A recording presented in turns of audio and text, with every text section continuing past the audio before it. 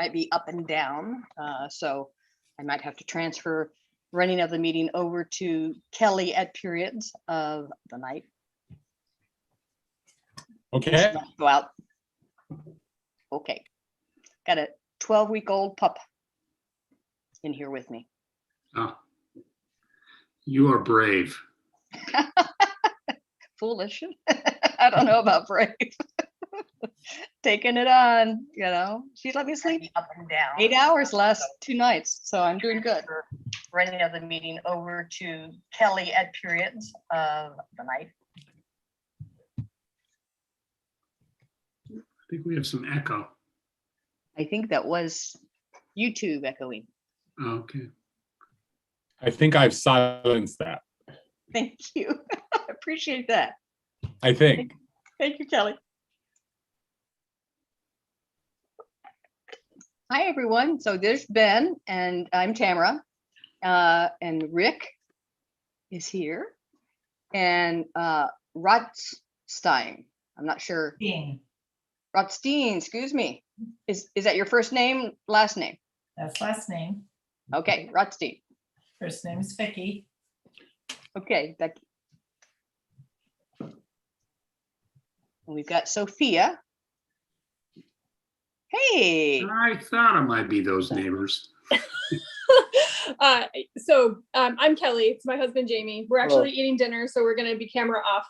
My daughter is Sophia. Clearly, Okay. She's renamed the Zoom Sophia. So we're going to turn camera off, though, because we're just sitting down to dinner. Okay, that sounds great.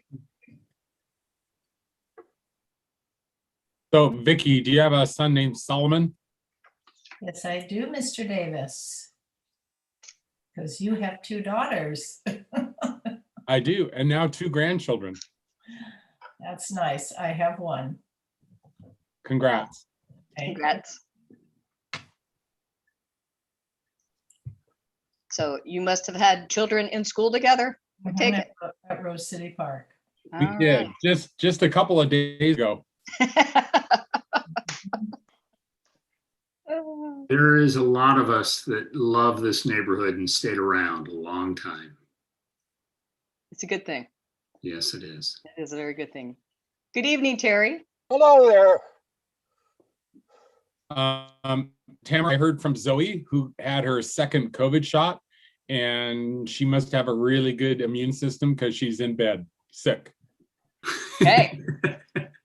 Bless her heart. Man. So she won't be joining us. Okay.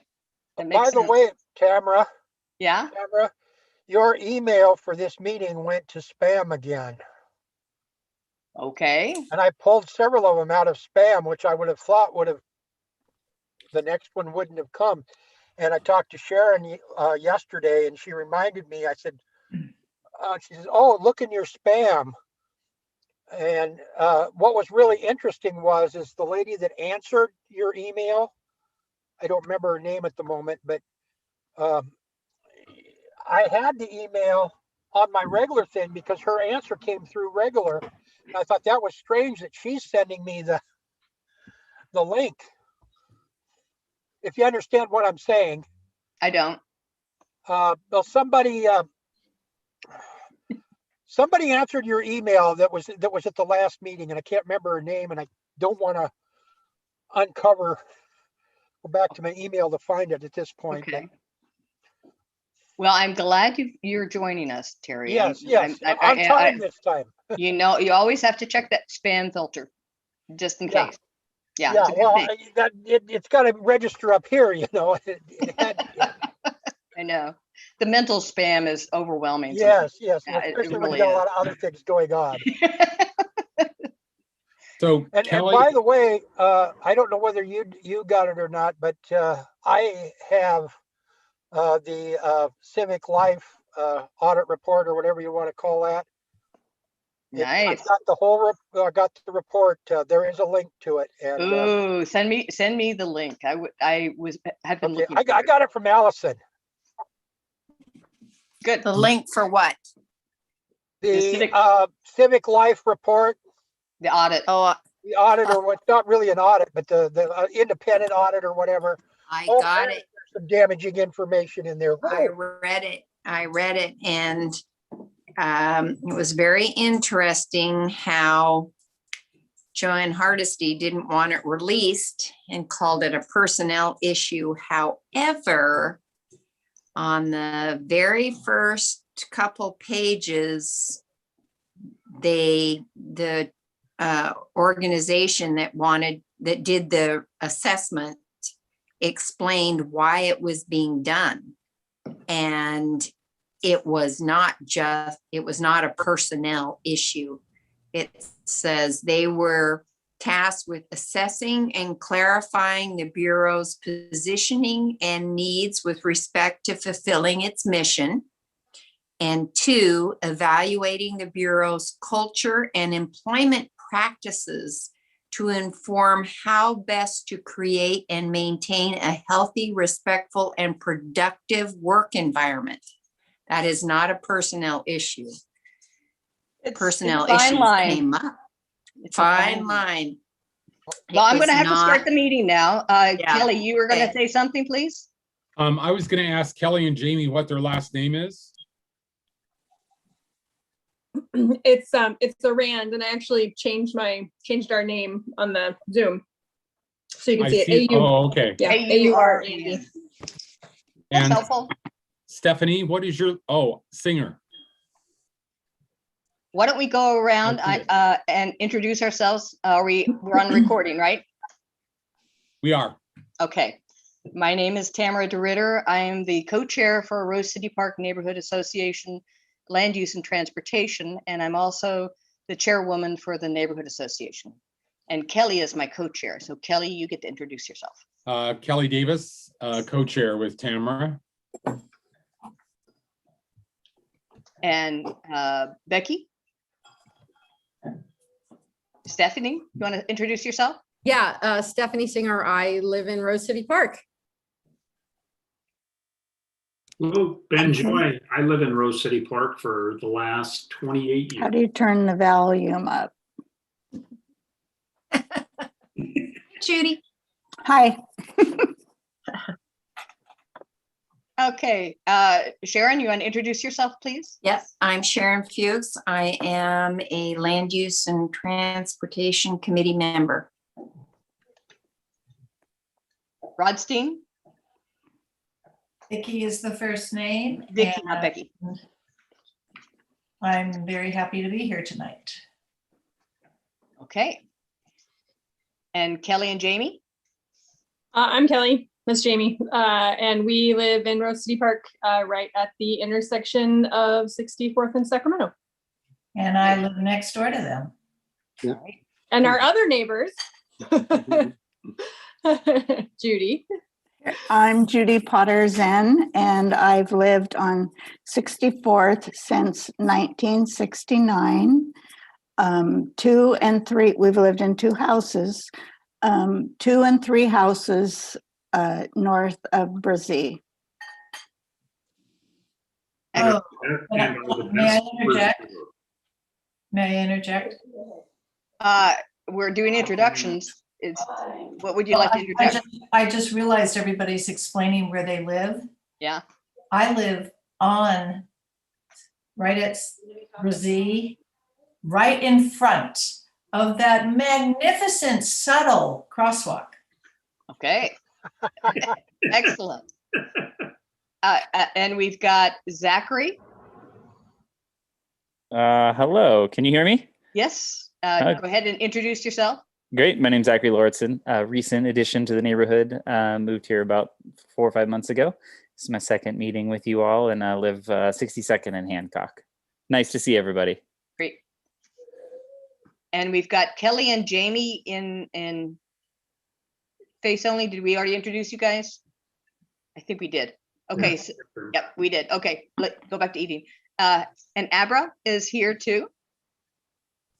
Would you like to introduce yourself? Abra McNair? She's in the frozen position. We'll wait till she thaws out. Okay, so, Yes, me. yes, Terry? You didn't introduce me. Oh, I'm sorry, Terry. Yeah, Terry Parker, board member, Land Use Transportation Committee member, And I've lived in the neighborhood for well over 60 years. He'll remind you of that often. All the time. I grew up in the neighborhood. You did. We were just talking about how people who have grown up here have moved back here. And so there's a lot of folks that have put their love and sweat and tears and family into this neighborhood over and over. I was in the again. first grade class at Rice School and then went to Rose City Park School for four years after Rice and went to Madison. My mom is first year Madison graduate. That's Who said great. that? Who said Ben. that, Mom? Ben, Ben. oh, cool. Susan Hansett. Oh, cool. Okay, so right now we've got the agenda sent out. We're going to first review the agenda, then review the minutes. Then we have new business. Currently we have 1435 Northeast 62nd as a interesting situation of development. German American Society is having their monument-based demolished. And then we have the 64th and Brazil Sacramento improvements. I would like to, unless anyone has any upset about this, I'd like to switch and put the 64th and Brazil item before the new business, so we can get to it sooner. Yeah, That's what most people are here for. yeah, I'm fine with that. Okay. And then after what would then be the new business, we'll have the updates, shelter to housing, the 72nd bikeway, DOZA testimony, and the vicariate and construction projects. Sound like a good agenda? Thank you. Okay. Just a Any quick more question. PDOT projects on there? We have construction projects on there. Okay, you're good. So construction includes transportation. Okay. Yeah. One quick question. Has the Ambassador Lounge noise issue been dealt with? I haven't heard anything from Barbara since our last email. So I think if I haven't heard anything, that's good news. Okay, So that's my take on it anyway, all right. because that whole neighborhood down there has just been bombarded with Ambassador doing outdoor bands on the weekend, and it's just Right. been incredible. Out of control noise and unpermitted. Right. And Abra, you're now unfrozen. You want to introduce yourself? Yeah, sorry about that. And also let me know, sometimes my Zoom volume is not as amazing, but you can hear me great. Yep. My name is Abra McNair, and Dana Dickman also jumped on here a little bit ago, but we're both here as representatives from the Bureau of Transportation with the Safe Routes to School program. Okay. And many of you probably already know me via email. So yeah, I recognize. Okay, we'll get to you in just a minute. And Dana, I think Oh, you're yeah. here by voice. Right, Can hear Dana? you, yes. And Okay. I will turn on my camera if I'm speaking, but otherwise I'll leave it off just because my my connection isn't great and I can't hear the volume very well if I turn on my camera at the same time. That happens. Yeah, people with sketchy connections have to do that. It's so good of you to recognize that. Okay, we do have minutes from the last meeting for approval. Can you pop those up on the screen for us? Nope. I had a comment about the minutes regarding Mr. Cohen, who spoke. He said that the 64th and Sacramento project came through a Fix the Streets program years ago, and that neighbors had asked for a crosswalk. He did not mention Safe Routes to School to my remembrance. He said it was a Fix the Street program. It was years ago, and they were just getting around to working on it. That was even though it wasn't his particular project, that was his remembrance of it. And so we asked to have the public comment or the request for the crosswalk and have further information about that. So it wasn't as it was written in the minutes to my remembrance. Okay. And I don't have that link here either for This is- minutes. I don't know what the minutes say because I wasn't at that meeting, but just to clarify, it's from our Fixing Our Streets program. This Yes. is gas tax. And I think what Scott was probably referring to is our Safe Routes to School planning process that happened at the time of the first Fixing Our Streets gas tax. And Abra is going to speak to that, like where the origins of the project. Right. Want to But clarify he used- something in those Okay. notes. Okay, but he did specifically say fix the streets because I wouldn't have remembered that unless he had said it. That the public comment or request had come out years ago. It's that it just, was- it's fixing our streets. So if you want the minutes to represent what the program is, it's called Fixing Our Streets. Okay, Great. close enough. But Okay, nonetheless, it had something that had happened a number of years ago where someone had requested a crosswalk and we asked to see that request or the public comments or however they came about. Because the neighborhood association was never notified about this. Sharon, will you send Yes. me the changes you suggest in the minutes? I will. Thank you. Okay. That seems odd that some individual could request a crosswalk and have no documentation of it or going to the neighborhood association So years Abra's earlier. going to talk about the process. So Okay, let's wait let's to hear. let's finish the minutes and then we'll get into that, okay? Yeah, So you. do we want to postpone the minutes? until yes, we yes. See the changes? I can't Okay, type okay. that fast and look at it and do everything. So Okay, we're so we tabling will we're postpone the tabling the minutes. minutes until the next meeting, correct? Right, Correct. correct. Okay. Okay, now let's go into the 64th and Brazil Sacramento improvements. And I'll turn this over to Abra and Dana so they can give us a little bit of the history of the site and what's going on. And everybody can talk about it. So, All right, I'm going to share my screen with y'all.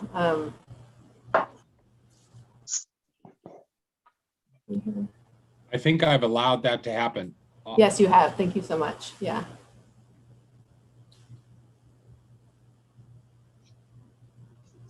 Okay. All righty. Are you able to see that slide? Yes. Okay. All right. So thanks to all of you for inviting us. And as I said, we're here with the Safe Routes to School program with the City of Portland's Active Transportation and Safety Division. And basically here to talk about the 64th Brazil Sacramento project that went in recently. I've heard a lot of comments from folks, feedback about it. So we basically wanted to come and talk a little bit more about it, hear more from you all, and explain a little bit about why the project went in, and like basically some next steps, see what we can come up with. But let's see, click here.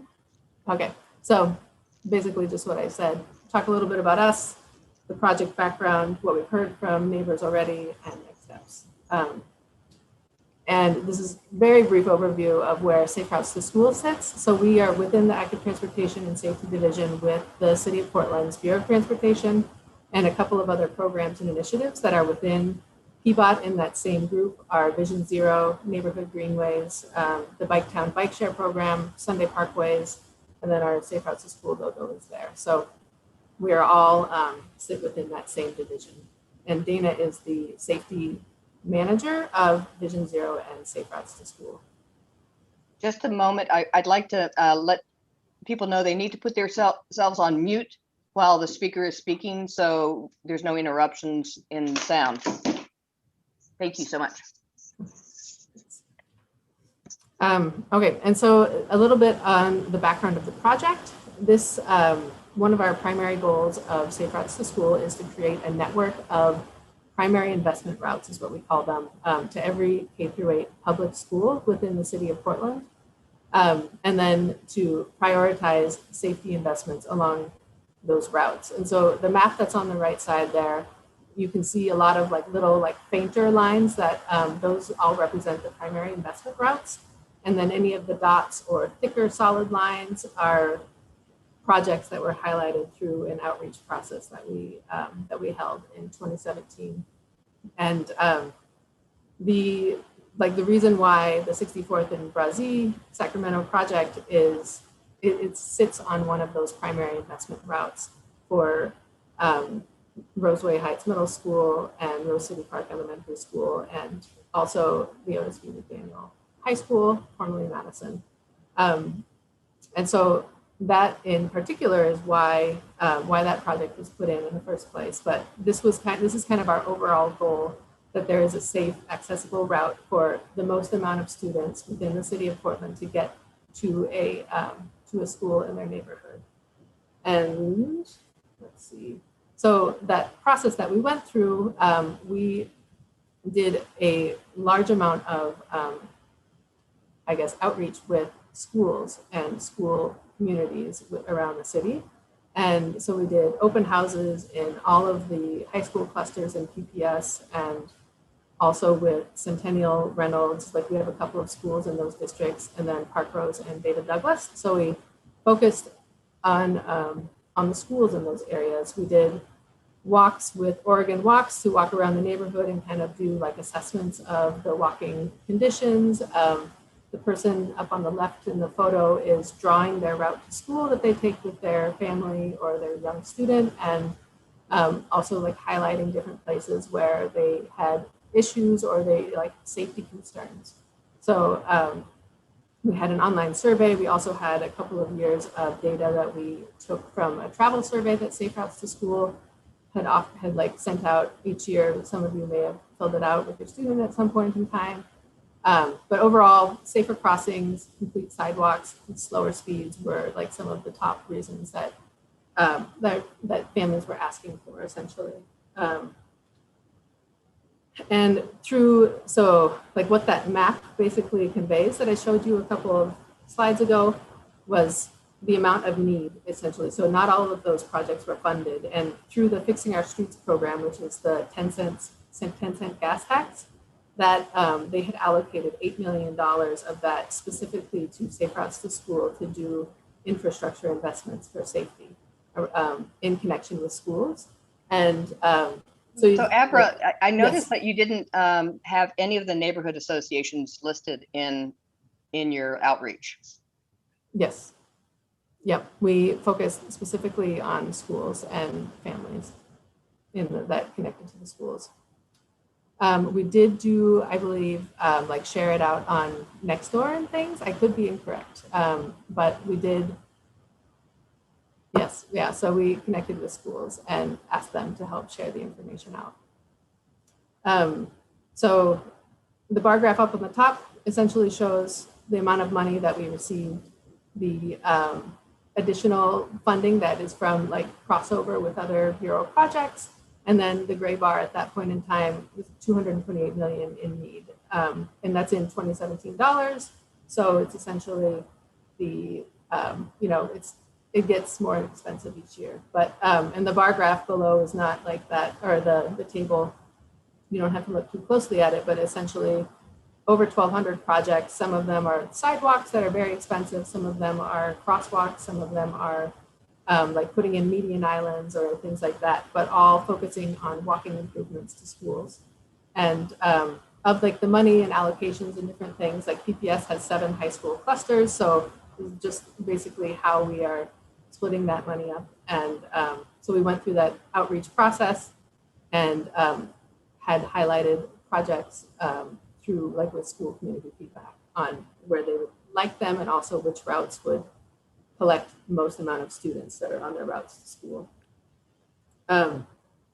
So that is the background, basically the outreach process that we went through to get that information. And I did just want to talk a little bit about the project, and Dana, feel free to jump in if you would like to also. But like some of the feedback that we heard is like, you know, why did it need to look the way it did? Like, why couldn't you have done like a crossing here at Brazil and then just connect across? If I may interject before we go further, just I would like to ask, so the schools were asked, the neighborhood associations were not asked. Rose City Park was closed for a number of years. What schools were asked about this, and at what time frame was that? And I mean, I'd just like to understand that. Sure, yeah. So most of the work that so at that time, actually, so Roseway Heights Middle School was an elementary school at that time. And we did, like most of our outreach with that school, but we would have also done, like we basically contacted any school that was active at that point in time within Rose City Park was closed. Right. Roseway Heights is the opposite direction. It's still the catchment area would still match. Okay. And it is transitioning to a middle school, so students are traveling. It also serves the high school catchment. Yeah, and my kids all went there. Thank you. Great. Can I ask a following question on that? Sure, yeah.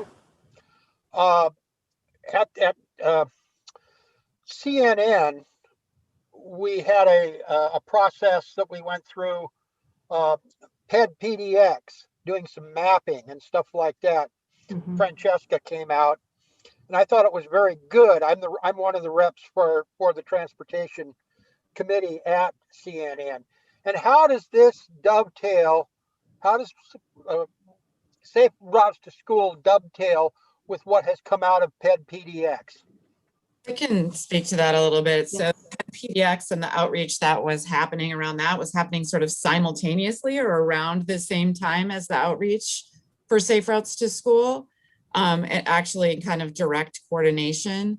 So the primary investment routes that were determined as part of the Safe Routes to School process and where we're focusing investments for students and families are also neighborhood walkways in PED-PDX. So there's some overlap there about what got prioritized out of the PED-PDX outreach, places where neighborhoods said, yes, we want to have, you know, more investment in walking here.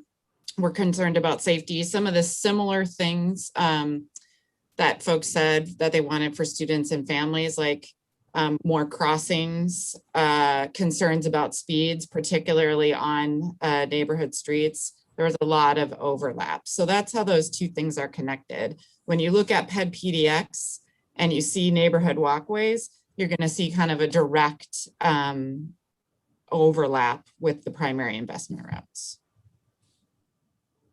And Francesca was actually involved in our open houses as well. So there's like, you know, the direct overlap in terms of the outreach as well. And there's also an overlap with, can you hear me okay? Let's see. Can you hear me okay? Yeah. Okay, sorry. There's also an overlap with neighborhood greenways, and like I meet regularly with Scott Cohen, who is in the meeting, to like look and see where there can be partnerships with those two programs. Okay, so back to the slide that's up. I asked the engineer who did the design for this project, and asking specifically, like, why did you do it the way that you did? And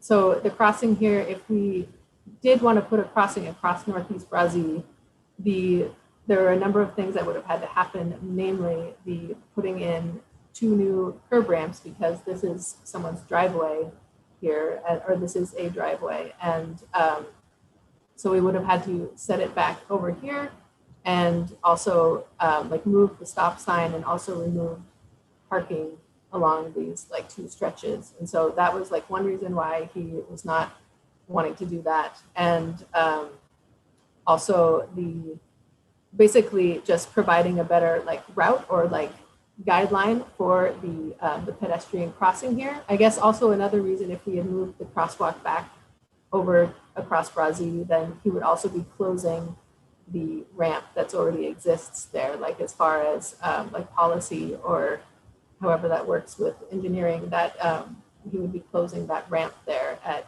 the edge of going into the street. So I feel like, I don't know, that was, so basically sightline, also queuing up traffic a little bit, like slowing traffic going into that corner, and just making it a very visible sightline for, and like in the right of way for pedestrians to cross. Like it basically, when you, and you can see in the photo on the right, which is just a random Google Street View screenshot up on the top right, there's a person that's basically taking that same route.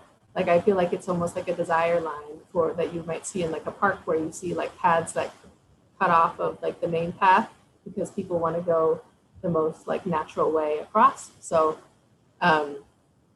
the traffic speeds, we like the speed count that we have on Northeast Sacramento is from 2017, and it actually is from a little bit farther west, just past like the nose of that section there.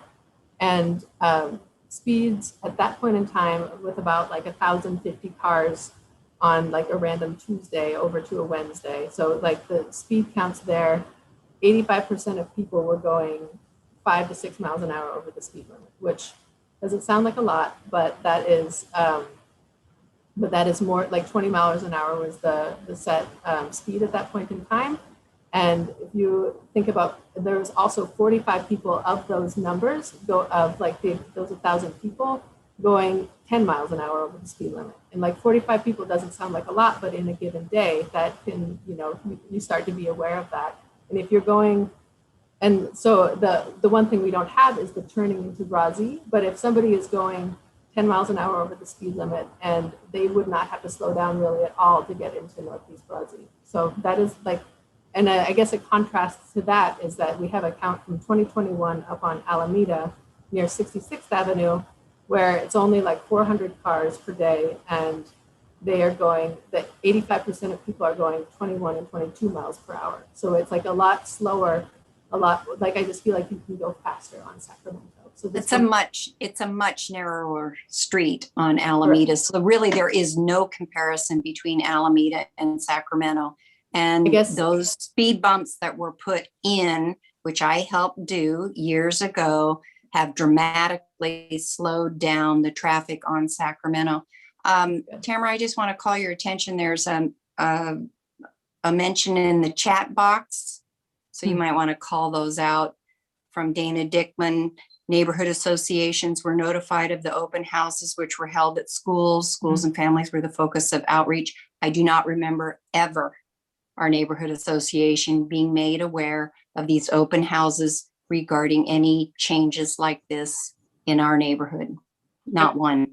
And I would add, having lived here for 28 years, there's never been an issue. So certainly people go down Sacramento too fast, and I am the grumpy old man that yells at them. I'm that guy. What year was this supposedly outreach to the neighborhood associations and these open houses? Because I've been with the neighborhood association now for 14 years, and it wasn't during my time. it was in 2017. Should Was be. the school Yep. closed? Was Rose City closed at that point? Yeah. Yes, think but so. there were. And that's probably why we didn't get notified.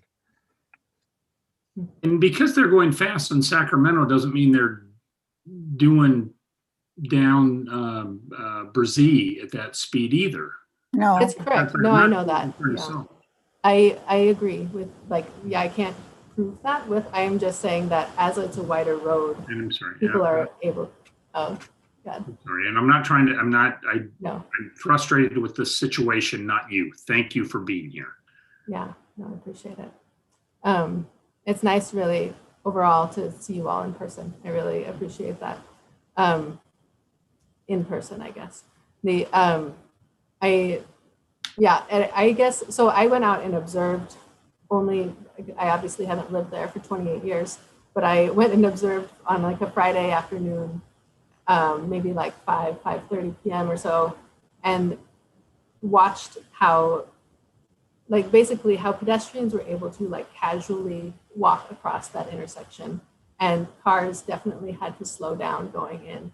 And I don't have the speed counts of somebody driving onto Brazzi, but I know that when it's a wider road like that and you have that large swath of street, that you can go faster than if you could on Alameda, where it's more narrow. So that's the great, I'm sure the speed bumps have reduced the speeds a lot, but yeah, that was my notice when I was out there. I'll just add that in the outreach that we did, and I understand why folks might feel frustrated that you weren't at that process, but the focus really was on talking to students and families that were making those movements in the neighborhood at the time. And one of the things that we really heard, not just in your neighborhood, but in neighborhoods all over the city, that areas like this one presented real barriers for students because of the huge kind of swath of pavement, because this isn't a kind of T intersection or a typical intersection. Speeds are higher, it's less clear where you're supposed to go, and it feels like a significant barrier for students walking, and like there's a lot of No, it doesn't. My wife's a teacher at Rose City Park, and my kids went to school at Rose City. They went to Roseway, they went to Madison. You're generalizing. Yes, we serve the entire city, and I am generalizing based on things that we heard in neighborhood after neighborhood, including some folks that live in yours. It might not be your experience, and I totally understand that. But I am telling you that we see it in your neighborhood, we see it in other neighborhoods, and that big areas like this tend to be places where there is increased risk. So that since 1969, there's not been one accident with a child in that intersection, and there's 2 people on this call that can back that up. Can I just interject something? Great. I want to share, I don't know you, Ben, and I look forward to meeting you in person, but I have a 2-year-old. We cross through this intersection on foot, on a bike all the time. We're new to the neighborhood. It's anxiety producing for me as a very competent, like physically competent person. And to your point about there not having been an accident, I hate the idea of having to wait until someone is maimed or killed before we do something. So, and I just consider like that is another way of looking at it, is to try and be proactive instead of reactive. Well, and I agree with that. And there are other young families that might be on the call that are in the neighborhood that also are concerned as you are. But this doesn't have to be the only solution. We were shoved a solution that cost $20,000 instead of something that might have been a better solution for all of us. Sure, and I'm not a traffic engineer. I certainly don't, have those deep kind of details at my fingertips, and potentially there were mistakes made. I don't know, but I can tell you that my experience has been that this has been an incredible improvement for us and our family. So, but you're right. Like maybe there are other ways to go about it. I can certainly acknowledge that. May I speak? May I speak? Yes. Please. Okay. We probably all agree that we want it to be safe. But there has to be a decent way, a way that looks good and doesn't take away value from property. And why isn't there a crosswalk on 60th and Sacramento? Now that is a busy intersection. I am really angry because this is an eyesore, and it doesn't have to be an eyesore. It could have been something really nice, appropriate.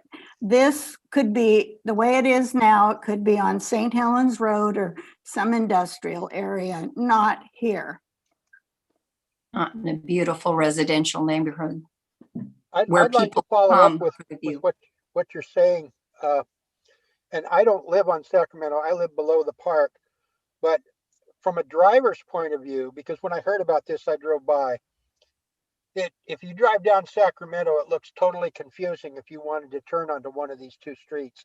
Totally confusing. Number two, those plastic posts that are put in make it look like a construction zone. Yes. And three, give the yellow paint about 6 months to a year, and it is going to be absolutely dirty and look like a dirty street like Washington does, Washington Street east of 82nd does, where they painted parts of the street yellow. It'll look horrible. It's already become that. Has it? Okay. Yes, I agree. It's visually confusing. It is visually confusing. I don't care what the engineers had to say. If you are headed west on Sacramento and you see this, you don't know which way to go. You don't, and to think, I don't know, is that a pedestrian walkway in the street on Brazee to the west of the corner, northwest corner there? Is that a pedestrian walkway in the street? Doesn't look like one. There's a gap in the pylons there. Brazee has now been reduced to a 1-lane street. There are people who, service vehicles that come, other things, it is not a 2-lane street anymore. And so that has dramatically changed that street. As well as the crosswalk is not fully painted through. And I stood and waited and watched people walk, and they do not walk on the crosswalk. They cut. And as they approach the northwest corner of 64th and Brazee, they don't go onto the sidewalk. They cut into the street and then cross 64th headed that way. So it's not being used. It's not fully painted, but it's not being used as painted either. And again, I agree, it's visually confusing, very visually confusing. And I think that it is fully painted at this point. They've finished Oh, the paint. crosswalk bars aren't. They From just the have corner. those. Outside of the neighborhood. Do you mean like here, like this? Yes, they only have 4 bars that are still remaining. The rest of it is not painted in crosswalk bars to the sidewalk there where you, in theory, should be going on to there. Yes. Okay. Just the yellows finally got painted, the dirty yellow. Now we got fresh yellow and dirty yellow.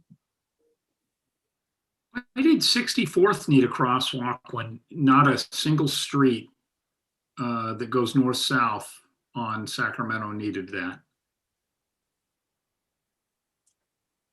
That is not my. I think it's part of the overall project. And one of the things that we're trying to do with the primary investment routes is create some clarity for families and students about a route that does have full infrastructure. And so you won't see every single crosswalk on a residential street in every single neighborhood painted. We don't have the ability to do that financially. And the focus of the primary investment routes is to try to create routes within neighborhoods to each one of the schools with some recognition that school districts change their boundaries. There's shifts in, as you all know, you've lived through it, shifts with elementary schools and K-8s. And so the primary investment routes are intended to create sort of a pathway to the school buildings from various points in the neighborhood with some additional clarity. So that I'm sorry, that I don't was understand that. Why 64th? So set Brazee aside. Why is 64th need a crosswalk when there isn't a crosswalk from 77th all the way to 60th? like I said, I think it was done as part of the overall project. On 2 Sundays. Hey, Ben, I wonder, Ben, we've all seen people that have cut across as they're walking across the length of the long crosswalk and then, cut across, not actually get onto the 64th. So perhaps it was a visual reminder that this is actually how you're supposed to cross. I know also, we see all day long people just blowing through the stop sign right there. not even paying attention to the crosswalk. So yet another visual reminder that, hey, people are actually crossing the street here, slow down, cars. I understand what you're saying. None of the other streets have crosswalks. I'm much less concerned about that crosswalk at 64th. And it sounds like we all have a very common, a commonality that we really want this intersection to be safer for kids and for families walking to and from school. So, I mean, I'd like to ask our PBOT and our city representatives, is there opportunity to make this more visually pleasing and safer? Or are we, stuck with this design and this aesthetic to the situation? Deborah, do you want to roll to some of your later slides that we didn't get to? You're going to put a barrier up now. I mean, right? You're going to put 2 concrete barriers somewhere. So you might want to add that in as you discuss where we are and where we're going. I don't know. That in reference to the Slow Streets initiative? Yeah. On top of that, some semi-permanent somethings. I don't know about that for this particular intersection. Oh, yes. That's why Scott Cohen was here at our meeting last time to discuss at 64th and Brazee. Yeah. 64th Brazee, Sacramento at that intersection. So that on top of this is something that neighbors need to be notified about. Is it kind of in relation to, like on this slide again, where the slow street signs are? So it's gonna, he's putting in the concrete there? Not sure. He didn't actually provide a picture of that intersection with the barriers superimposed on that area. So we don't know. We'll follow up with him and find out exactly what is related to the slow streets piece. Another insult to the area. Yeah, on those concrete barriers, if someone crashes into that, I see the city as being totally liable. Because it's happened before with some of the traffic circles that have been put in. And I think that's a safety hazard for anybody that's driving and maybe even bicyclists, putting in concrete barriers in the middle of the street. I mean, it's just, that's senseless in my opinion. Thanks for your feedback. Well, it's adding insult to injury. And I think the neighbors who are here and are already concerned about what's there need to know that something else is coming.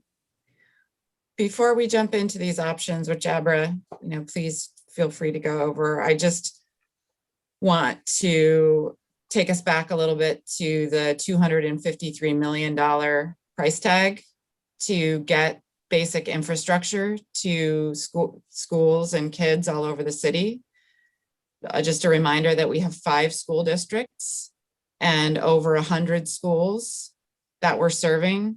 I know that you're all very aware of the budget deficits that we have in the city, of the deep challenges we have with basic maintenance and all of the other issues in Portland right now. So as we're looking at what I understand you all feel is not appropriate for your neighborhood, it is the same type of infrastructure that we're putting in all over the city. And so as we think about the cost associated with delivering these resources throughout the city, we have to be mindful of delivering a similar type of infrastructure and being, equitable as we deliver the types of infrastructure. I recognize that you love your neighborhood and that you want it to fit your neighborhood, but we're not going to be able to deliver $100,000 project for you all. You can do it on 41st. $100 project for other folks for the same benefits. So I just want to be clear about that before we jump into this conversation. Hey, Dana, I think we all appreciate that, especially anyone who's working in any kind of business right now, right? Times are tough for everybody. But, many of us have seen different designs and different ways to solve similar issues in other parts of even, right next to our neighborhood in the Irvington area that look a lot more permanent and honestly a lot more visually pleasing, for example, at 41st and Wisteria. So can you comment a little bit about why, the design would be different in one area or another? and how those kinds of decisions are made? What I can comment on is the funding available now for Safe Routes to School, and that we are trying to deliver for students and families, and that projects that are built out in the concrete are usually built as part of a larger capital project, are built with different funds from different neighborhoods. You will see more permanent looking infrastructure with a larger capital investment. This project was delivered as part of an overall strategy to support schools, and we don't have those levels of funds. So is there any opportunity to partner with some of these other projects that are happening in the city to create a more permanent looking infrastructure in this area? Possibly, although I don't see a lot of capital investment, like large capital investments coming to your neighborhood, because it is really built out already. You already have full sidewalks. Lots of neighborhoods in the city don't have full sidewalks. You already are on relatively quiet streets compared to other places of it. So the likelihood of there being a large capital project where there's, you know, curbs being torn up and other things happening like that right here is pretty low. With that said, we're looking at, you know, the options that you see on the screen, and we really we want this to be an asset to your community. We really believe that opportunities to invest in primary investment routes are going to support neighborhoods and folks that are living there, not just the schools, that these are going to be benefits to the neighborhood, and we really want it to be. So we don't, when, you know, we hear how unhappy it has made you, that doesn't make us happy either. Like we're not trying to like dump something on you that you don't want. I want to be clear about that. Well, it's already been dumped. It was, Yeah. This is like asking forgiveness as opposed to permission. It just, they came on a Sunday and people were standing there saying, what's happening? So now it's after the fact. And then, you know, as I said, asking forgiveness rather than permission. And it is not an asset to the neighborhood. A crosswalk may have been perhaps putting the Safe Routes to School down Brazee and one block further, perhaps to 62nd and going that way rather than along Sacramento. I agree. There were multiple designs that could have been brought up had PBOT bothered to contact the neighbors immediately affected in the neighborhood. To my knowledge, only 2 were notified. One who had stuff painted right in front of their house was not notified, let alone within 300 feet of the intersection were not notified. So Sharon, I just want to speak up here and say that we were notified with a letter in you're one January. of the 2. We You're one are of on the 2. 64th and Brazee. And We you're live one here. of the 2. Yeah. And Comment- even before we comment moved here. into this house, we saw how difficult it was to navigate this intersection. We watched people blow through stop signs, not looking for cross traffic. We see people not sure where to cross. It is a dangerous intersection. I see kids going through on their way to school, on their way home. Before this was done, it was very dangerous. We had people in the middle of the night doing donuts because it was a wide open space. So we appreciate that something's being done to make it a safe intersection. Our concern is that it's not equitable about how it was done here versus what was done at 42nd and Wisteria, where it looks really nice with curb sections. Right. In a And more affluent I'm trying to convey the same thing, that yes, they can improve the intersection, but there were alternatives to what was put up and it was dumped. This is what really riles me. And from the moment that I stepped on this committee 5-6 years ago, everything was about notification, notification, notification. I've printed off many flyers, walked to many doorsteps to notify people and give them a heads up. People do not like to be blindsided. That's one of the worst things. And then to not even notify the neighborhood association is like insult to injury. And so that's what I'm riled about. It's not that I don't want to see improvements or whatever, but that does not fit the neighborhood. And I know where you live and your house is just dramatically changed as a result of what's in front of it. It's a visual nightmare. Two Just to give comments some, here. hang on comments just a second, Terry, just to give some feedback to PBOT, when we received the letter in January, it was not very clear that there was any opportunity for comment. It was just basically a notification letter, to the best of my recollection. Or how it would actually look. Yeah, It's or not how clear. we could give any feedback. So just some feedback for PBOT that in the future, that may be helpful for other homeowners. Sorry, Terry, go ahead. That's okay. No, you kind of hit on one of my comments. My first comment was, if you want to save money, do it right the first time. And this wasn't done right. My second comment is that PBOT, with the various projects that are affecting our neighborhood, whether it's the bikeways or the Sandy Rose Lane project, they're coming to us with done deals. We really don't have that chance to come in and say, hey, we don't like this. How can we work with you to change this to make it work better? And that's not happening. They're giving us done deals when they do come to us. And that seems to be what happened here. Now we're saying, hey, here's some more money to change this to make it look better and possibly work better. But if it had been done right the first time and you'd have consulted with the neighborhood instead of saying, here's what we're going to do, we wouldn't be here now. I'm done. I would like to say that we were notified, we live at 63rd and Brzee.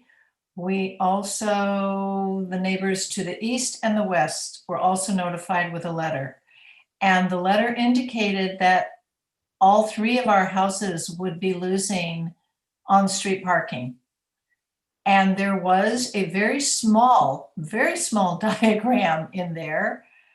And it was very difficult for one of the houses to try to figure out where their 5 cars, because they do have 5 adults living there, were going to park with this very small drawing. So I want to interject that.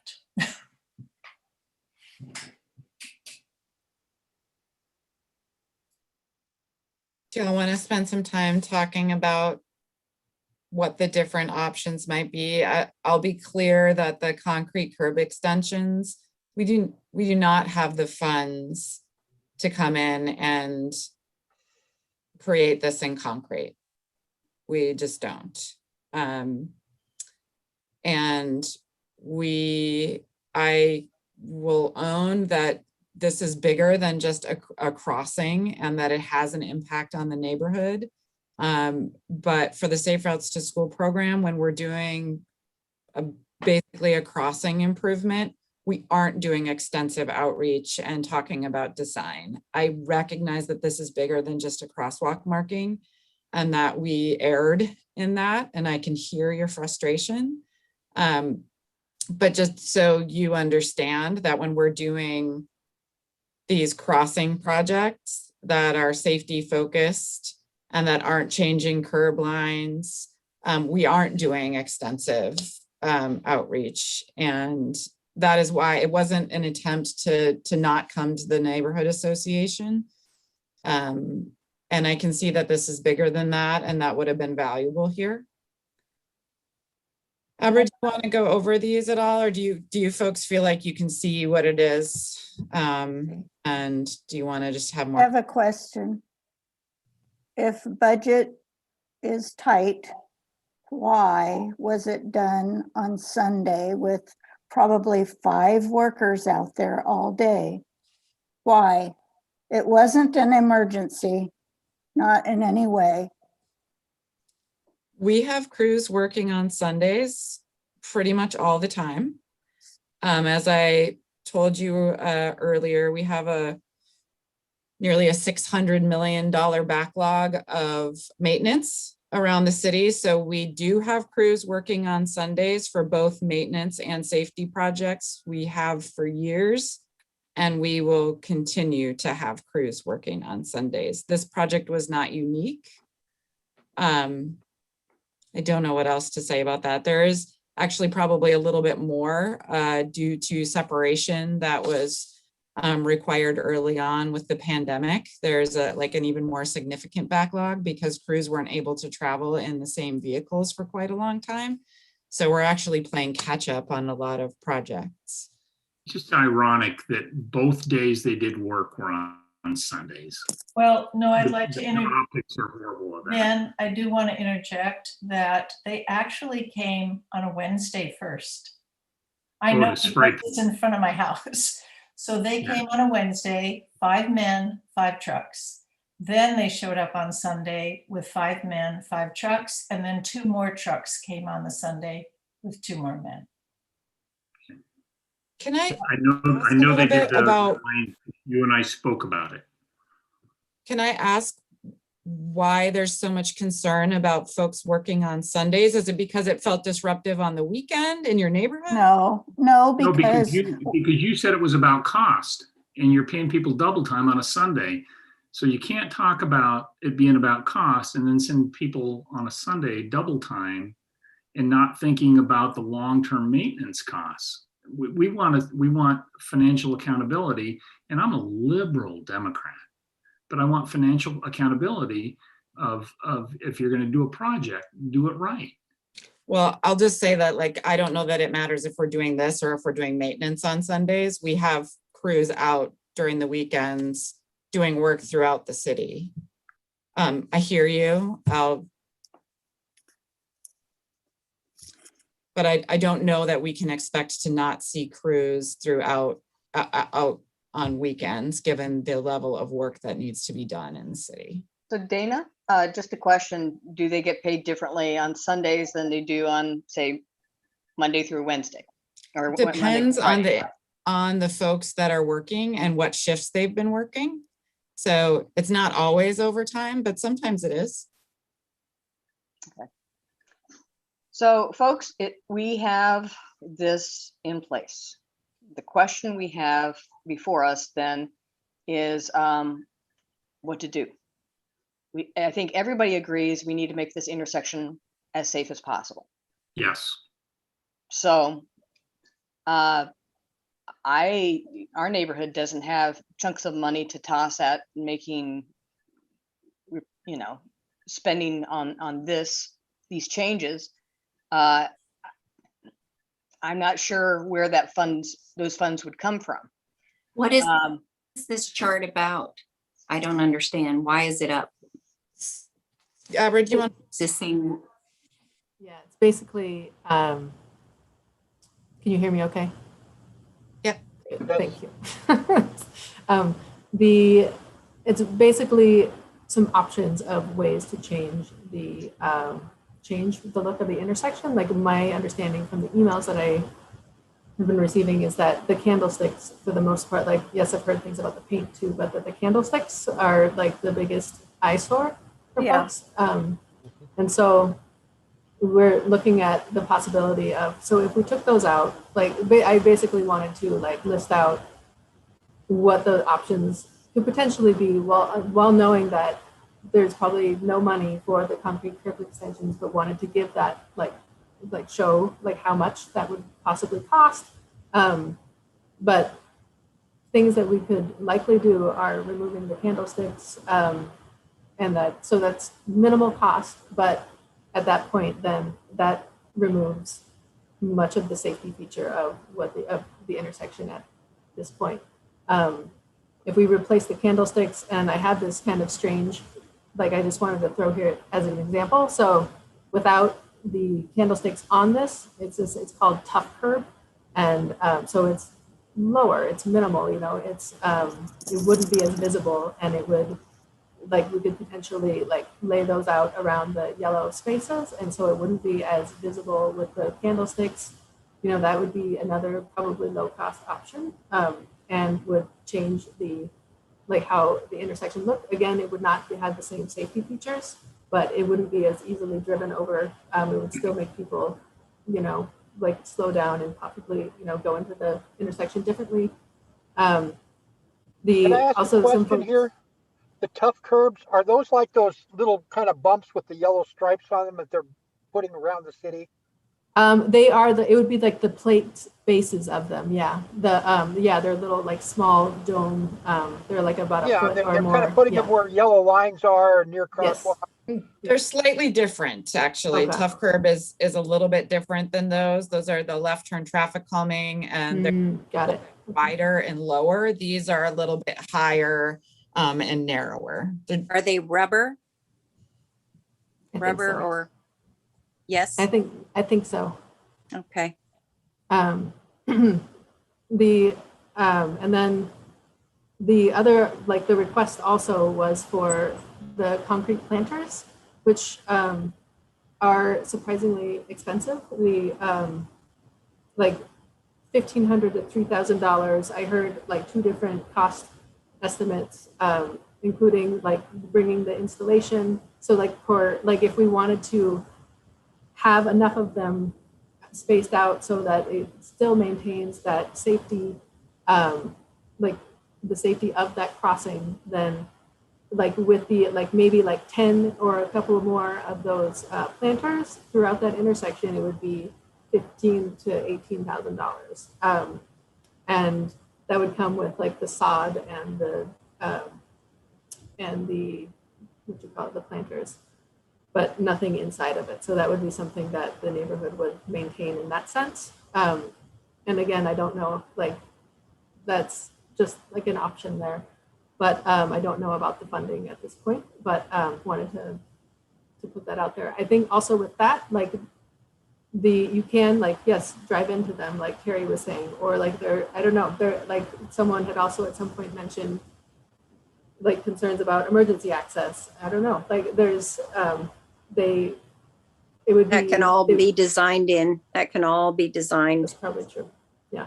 But all be designed. So with the space that is there right now, there's no emergency vehicle concerns. Like this is designed with fire vehicles in mind. So just so you all know that there is enough width with the existing pieces for emergency vehicles to access when they need to. Little difficult going down Brazil now, which is essentially reduced to a 1-lane road. That's pretty tight. I travel on it intentionally. It's really dramatically changed now. It looks like in the drawing, it showed 2 13-foot lanes remain. Yes, but you've got a neighbor that has 5 vehicles, adults that live, and they have a shared driveway with an adjacent neighbor that's immediately to the east of them. And now you have service vehicles and other things. It really functionally is a 1-lane street now. Well, how is that different from what it was before? Well, traffic is now, or parking has now had to shift more from the east to shift to the west. So it's more congested in that area. And I don't know, I've just driven through it, service vehicles that come that have to park on the street. It's just not, I just want to say it's not a 2-lane street anymore. If it ever was a 2-lane, fully functional 2-lane street, it's still a 1-lane street. It's only one. Okay. But just from my perspective, and again, I live south of the golf course, but it seems like the first 2 options are a fairly low cost combined to get rid of those construction looking candlesticks. That's my thought, but I mean. Nope. I think you remove everything or you do concrete curb extensions. I think it's an eyesore. It is horrible. And I think that we deserve concrete curb extensions. If this is truly an issue for safety, big deal for $100,000. Big deal. You do it right. And even if you followed your stupid yellow paint with curb extensions and extended it out so that 64th had visibility down Sacramento, if it truly is a safety issue, $100,000 is nothing. Do it right. That's true. There is no visibility from 64th down Sacramento. You have to pull way beyond Way beyond. the way beyond. crosswalk You could- in order to Yeah, see. you could That's move the true. stop sign out there. Hey, You could move it out and you could make it, you could truly address the safety for young families that have kids. But don't make it looks like we're on Lombard and MLK in our neighborhood. It looks horrible. Remove it all or solve it permanently. I would say the candlesticks are confusing for people driving. Absolutely. So replacing those with something else would be beneficial. And every one of us that's on here would be out there maintaining landscaping. We love our neighborhood. The same way that all of our neighbors are maintaining the golf course hill, we'd be maintaining that because we love our neighborhood. How does this group want to provide official input? I will be clear that our program is not going to be spending $100,000 on this crossing. Then remove all the paint. So what I want to understand is if the neighborhood will say that that is what they want, that they want the candlesticks removed, and probably some sort of documentation that it was asked to be removed that we can share with the schools and the school district. Not remove the crosswalk, still have the crosswalk painted, but remove the candlesticks and remove the yellow paint that was painted on the asphalt.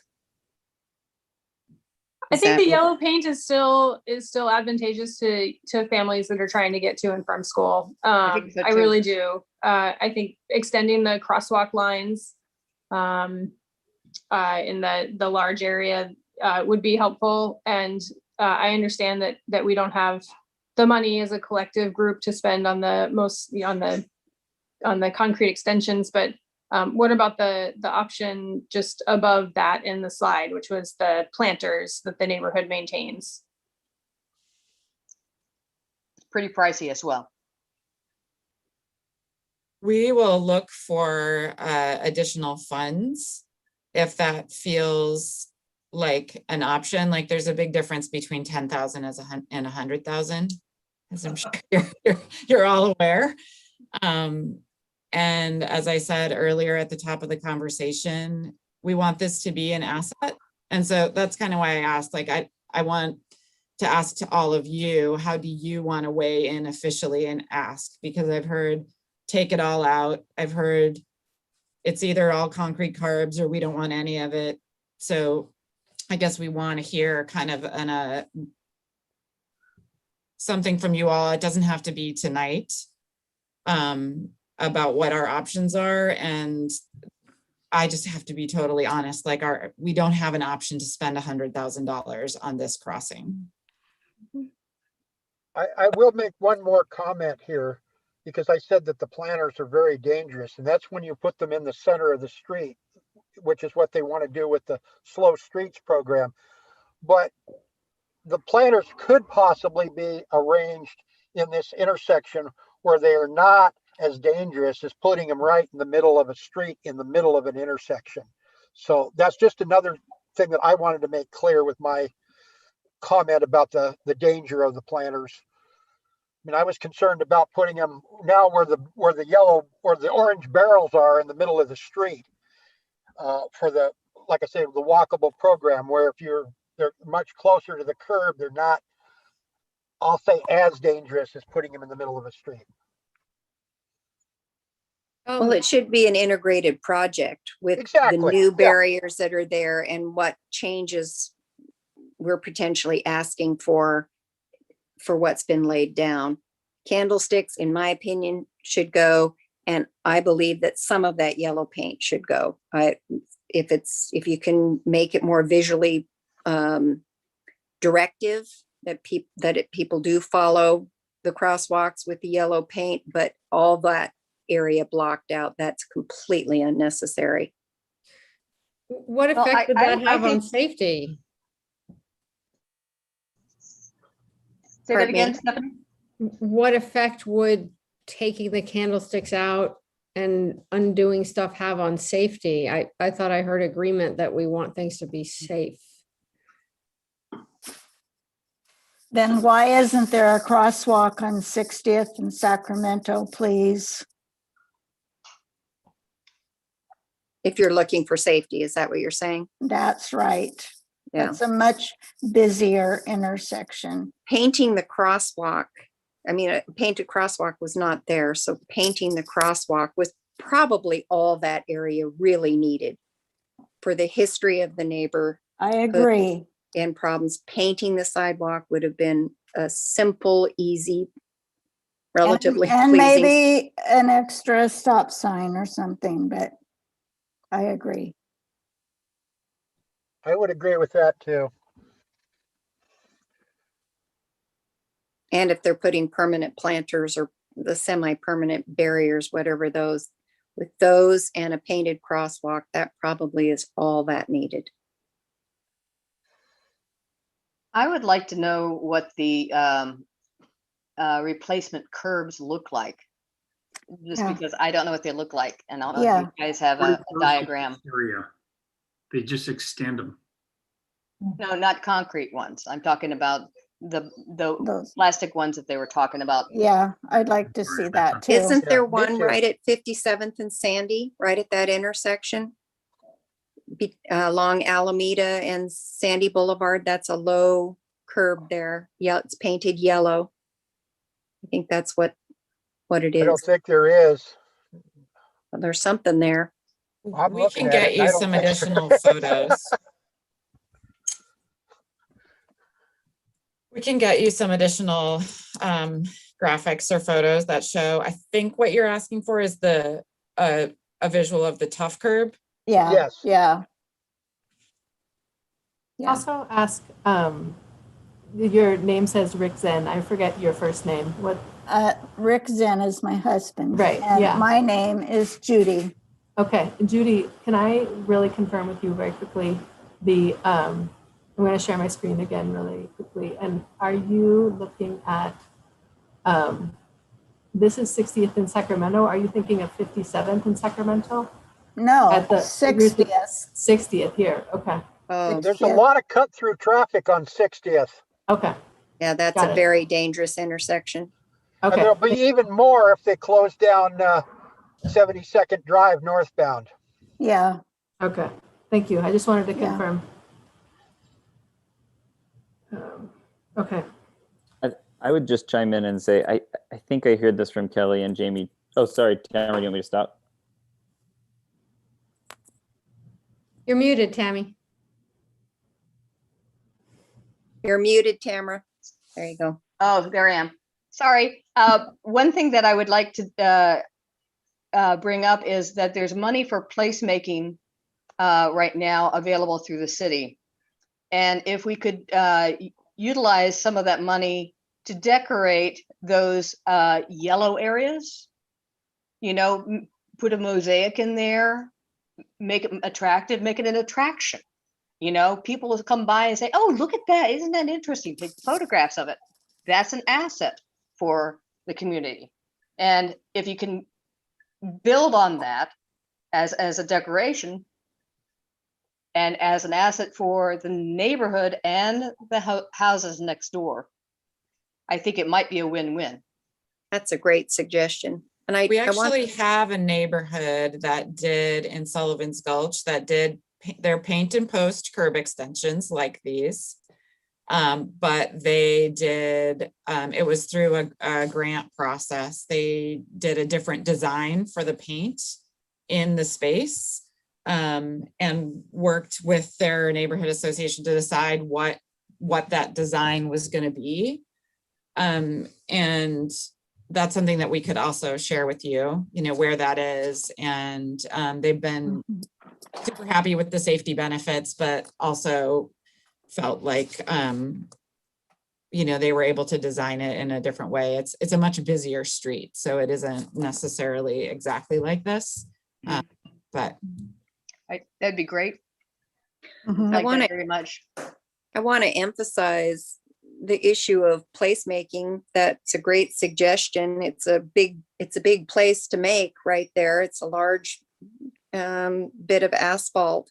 Sacramento is a view corridor over the golf course. People drive to this street intentionally, and they also bike to this area intentionally for view of Mount Hood, for views across the golf course, to watch the moon come up, to watch the eclipse. It is a, for East Portland, which for the snobs that divide east and west along the Willamette River, for East Portland, it's an attraction. People want to come there. So to have something visually pleasing, it's not just for us selfish neighbors. I live 3 blocks to the west on 61st. It's not just for us, it is an attraction. And so anything that can enhance that for bikers to come, for walkers to come, for skateboarders to come, would be great. Thanks. Tamara, do you want to just have more conversation internally and get back to us with some feedback, or how do you want to resolve things tonight? I think we've sort of said like, Well, I'd like to have options. Those designs of the curb, portable curbs that you're talking about installing, and the options of what other neighborhoods have done to make it more visually pleasing. I'd like, the location to go see those, the decorated. Yeah. We'll send you the location, and I can't remember the cross street right now for the one in Sullivan's Gulch, but we'll get you the a visual of it and the location. You can go check it out. And add in the barriers. If you're doing any drawings, I want to see those. I don't think we're going to do drawings. We're going to show you what has been done. Well, if you're going to redesign that area, if you could add those barriers so neighbors could see the barriers plus the change in the crosswalk area, so they could see it as an integrated big picture. Talking about the slow streets, the Scott Cohen's. Okay. Yes. Yes. Oh, I see. I'm sorry. I was misunderstanding.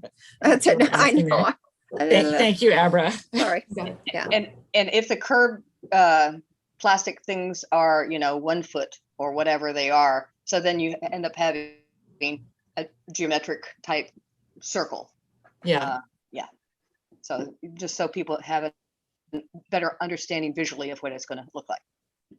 That would be great. Yeah, so, we can share that over with you. What we can do is get that information, get it out to everyone here. Let's make sure that we have all the contact information for folks. So if you could please make sure that your email is in the chat line so we can copy that over into our minutes, and then we can contact you when we get the information. Rick? Sound good? Yeah. Okay. Judy, you might, if people don't put it in the chat room, Judy, you might be able to collect that information and get it to us also. Perhaps. Is the chat public? I know that this is public on YouTube, but is the chat also public? I don't know.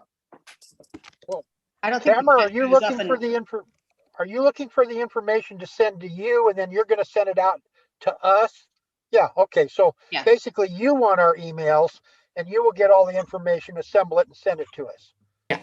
Well, those of you that are not on the committee, of course, will right. Yeah. Okay. I see where people have put that, but if you don't want to put it publicly, maybe someone else could collect it, and then we could pass it on.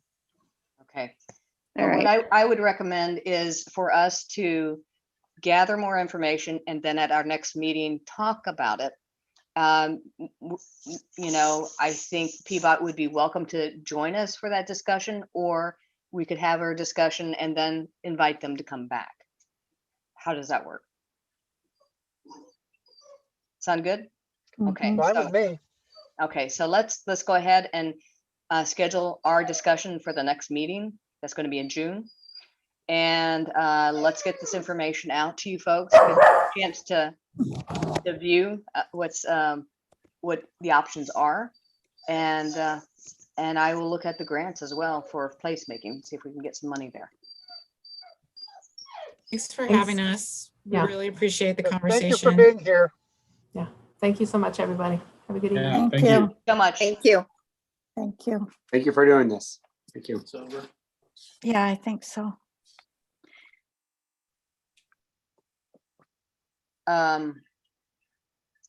Kelly, do you have all those names down and information down Um, for the emails?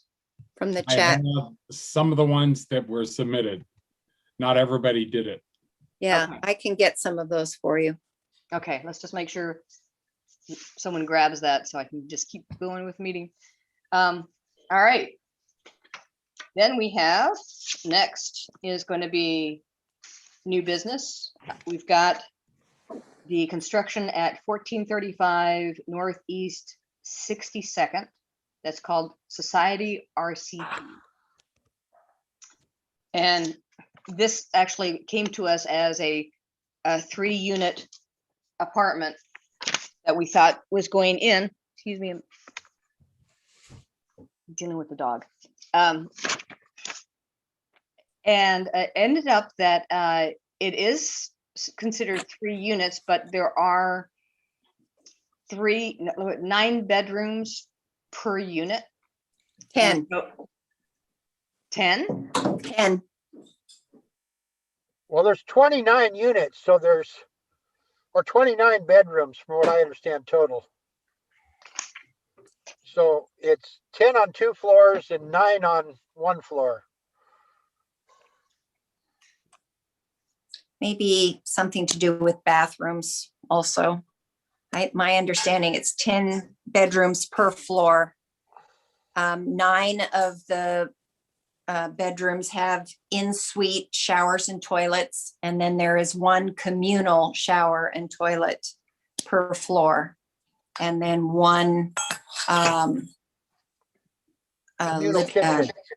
Yeah. 1 kitchen and living room area.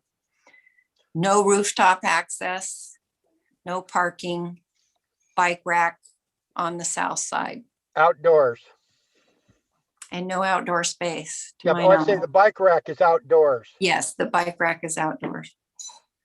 And no outdoor space, to my knowledge. So when I called the city for what the definition of a unit was, because to me, that sounded like false information. It was only on the personal website of the developer that you saw that they called it a co-housing unit and described it a little more. And so the person I called, the only person I could reach on Portland Maps on the permitting area, she didn't know the definition of a unit and said that if I wanted information, I would have to call umpteen different groups in order to get the definition and find out more about the project and try to understand it. And I just didn't feel like being run on a wild goose chase. I didn't think it was mine, that it was up to me to get that information. I think the builder or the developer should have come to us. I'm sorry for being the new guy that doesn't have the historical context. Can I get like a 1-minute primer from somebody? About that site? Yeah. 62nd and Halsey, southwest corner. Yep.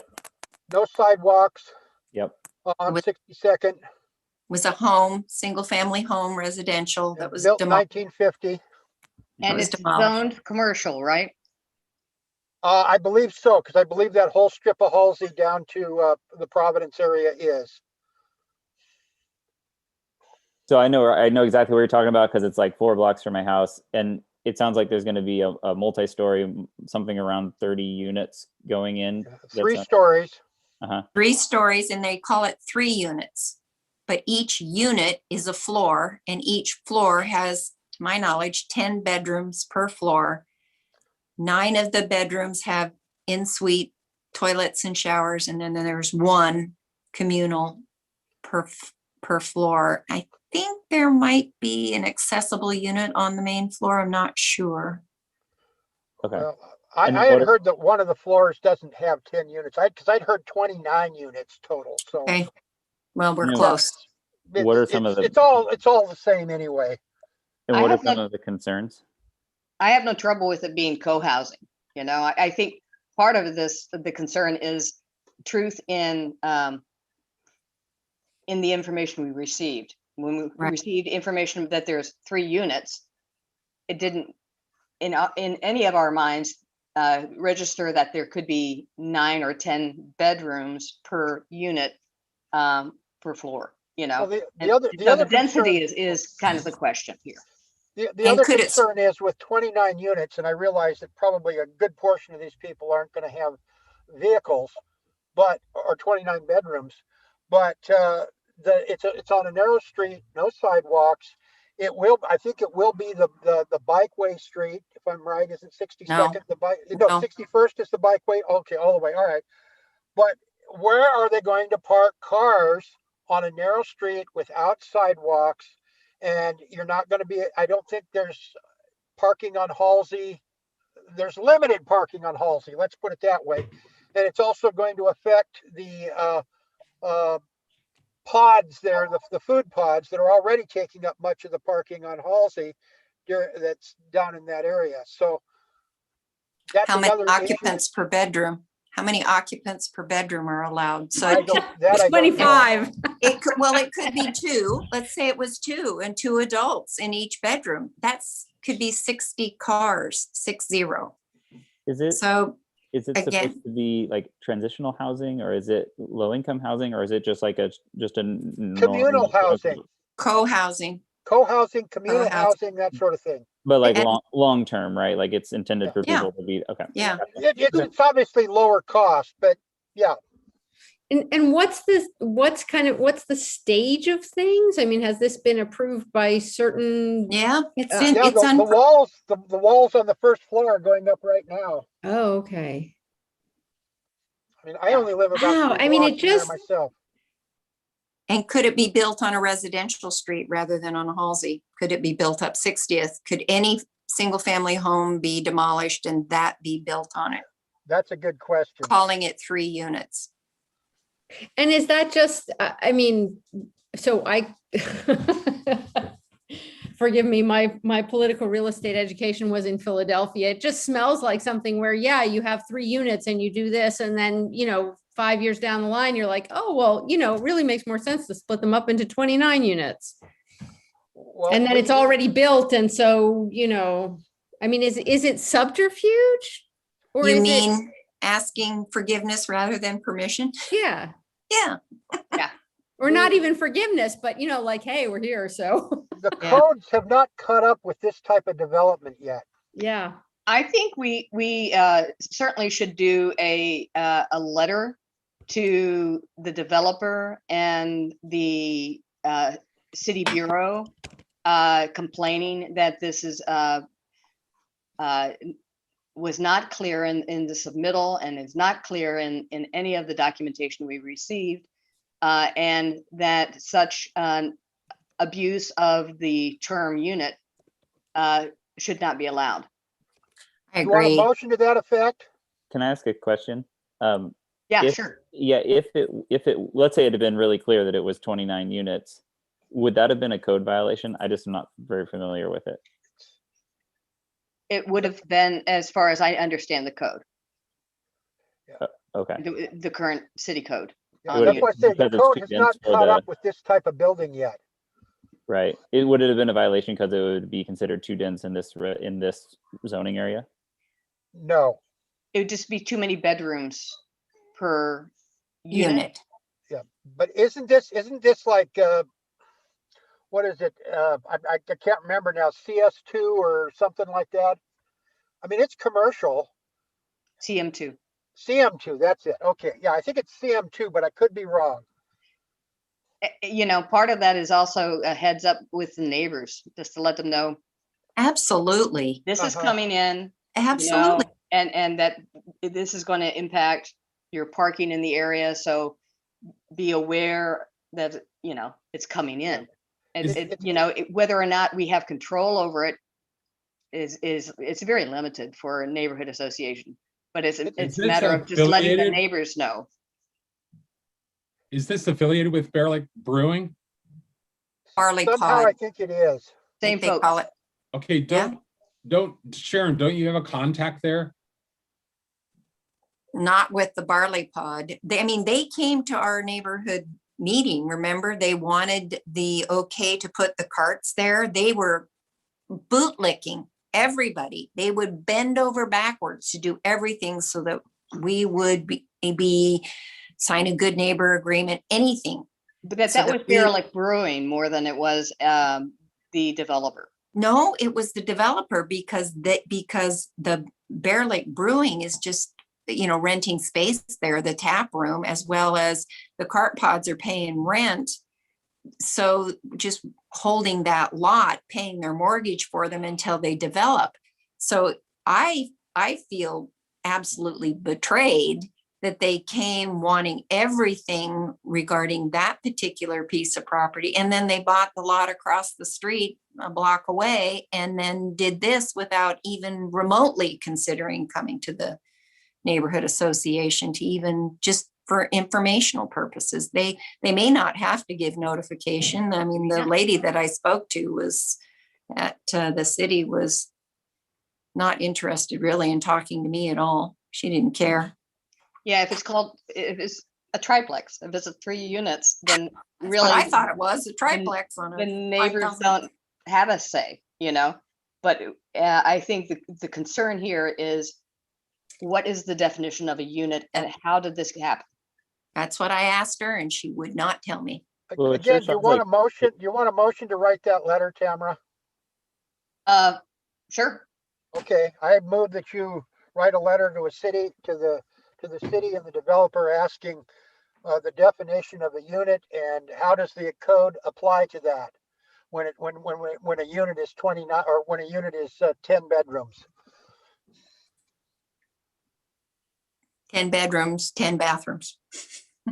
Are you, Terry, I'm hearing you saying we're trying to just get more information about what's the code actually Sure. here? How does it Right, apply? right. That's what I'm asking. What is the code for that? Because I think the way I understand it, and I'm going by what was built in Hollywood a couple of years ago, there on 41st, that the code is way behind this type of development. In other words, it doesn't really fit any code, and so they can't do a lot with it. But I could be wrong. I'm not.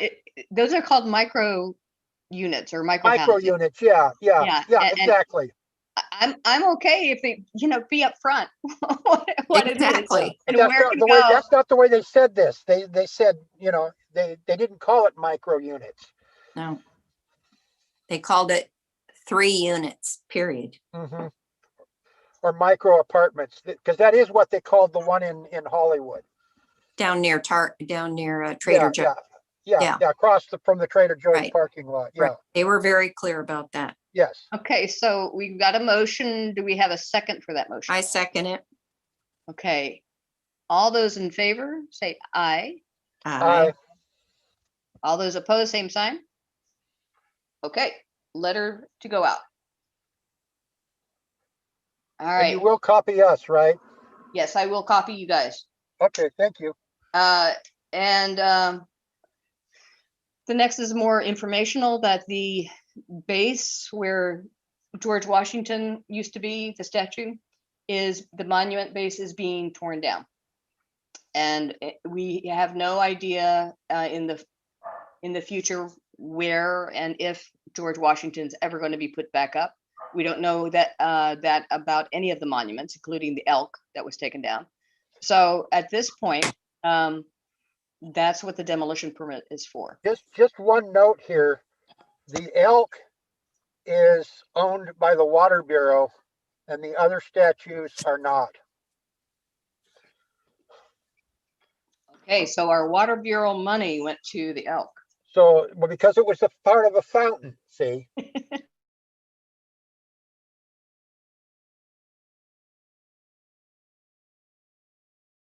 To put it back in the street where it was. They can put it And I on the got this from monument. Mingus about 2 months ago. That'd be nice. I wouldn't mind the elk being there. Elk were here before we were. Yeah. Get decorated Hmm. at holidays. I would like that. Well, So of do course, we, it won't fit on the base that's there. I don't think it might, but I mean, I say there because I'm looking at it. we could petition for the elk. Well, you'd want to talk to the German American Society first.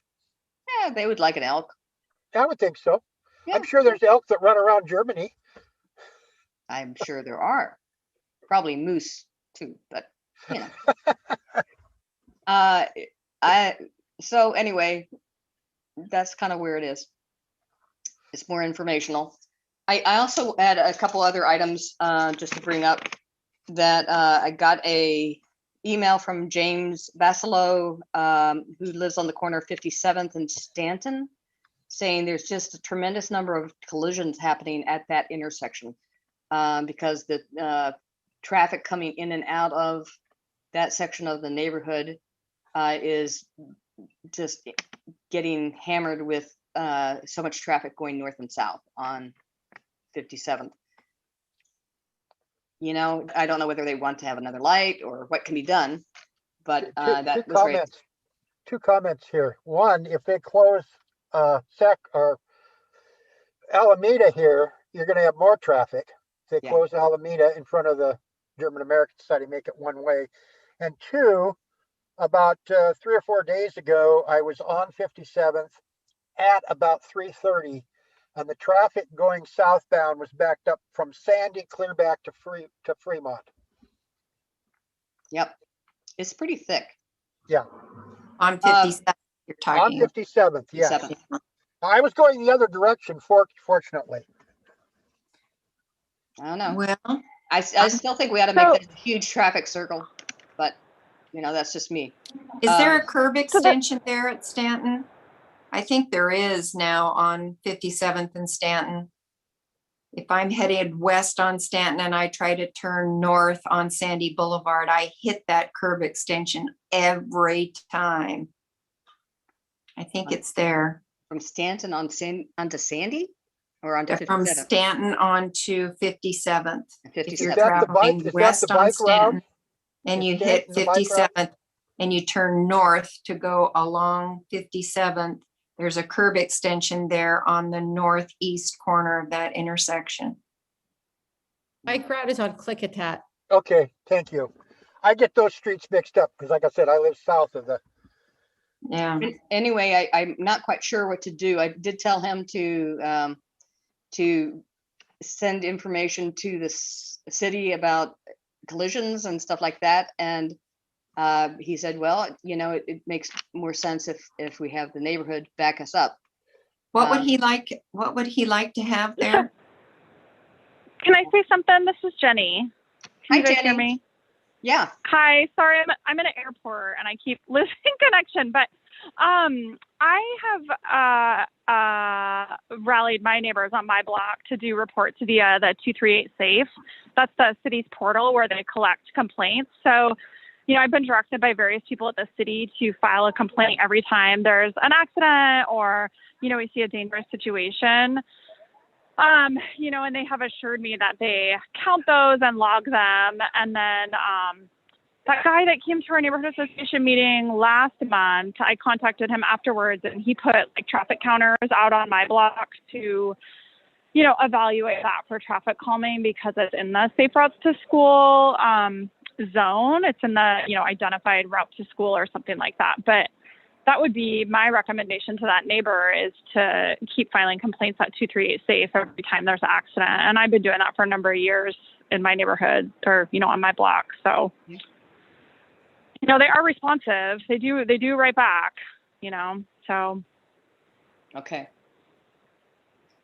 And another one, this is